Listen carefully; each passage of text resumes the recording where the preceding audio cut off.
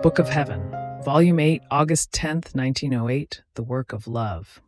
Continuing in my usual state, but full of bitternesses and of privations, after I received communion, I was lamenting to bless Jesus about the way he had left me and about the uselessness of my state.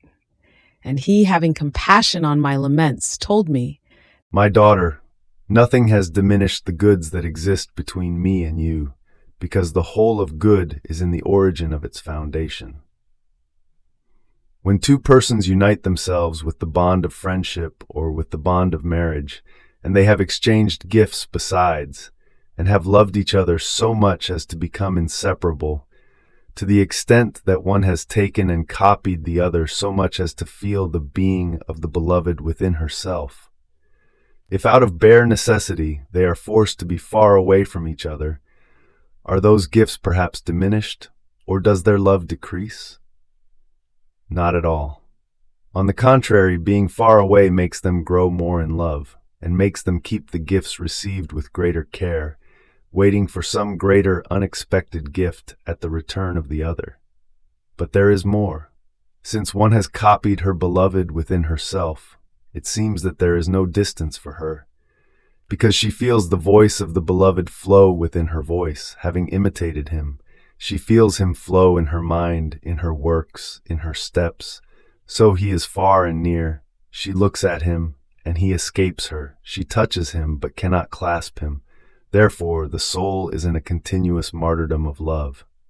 Now, if justice forces me to deprive you of me and to be far away for some time, can you say that I have taken the gifts away from you, and that there is diminution of love?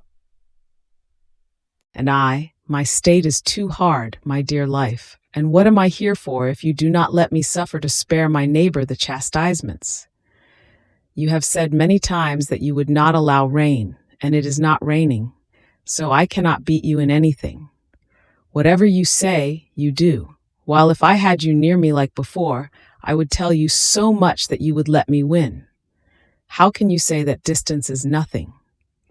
And he, "It is precisely because of this that I am forced to be far away, so as not to let you win, but give course to justice.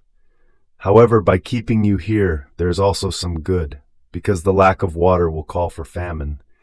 During this time, the peoples will be humiliated, and after slaughters and wars have taken place, grace will find them more disposed to be saved. Is this not also a good, that while wars were about to overtake the famine, by keeping you here they will be postponed for a little longer, and so more souls will be saved?" Then he added, "Love never says enough. Even if love scourged the soul and tore her to pieces, those pieces would cry out love. Love never says enough. It is not yet content. It pulverizes those pieces. It reduces them to nothing, and into that nothing it blows its fire and gives it its own shape. It mixes nothing human, but only the divine. And it is then that love sings its glories, its braveries, its prodigies, saying, 'I am content. My love has won. It has destroyed the human and built the divine.'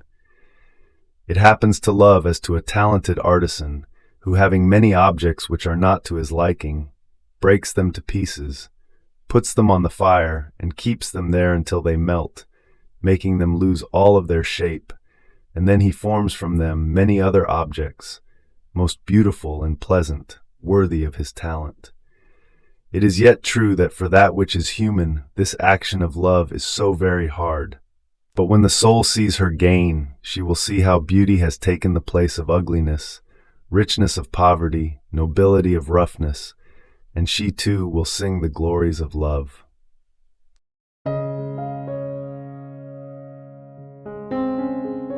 Thank you for being a part of our community here at Divine Will app.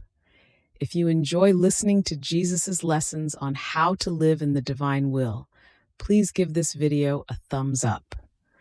Your likes help us reach more souls yearning to live in the kingdom of the divine will.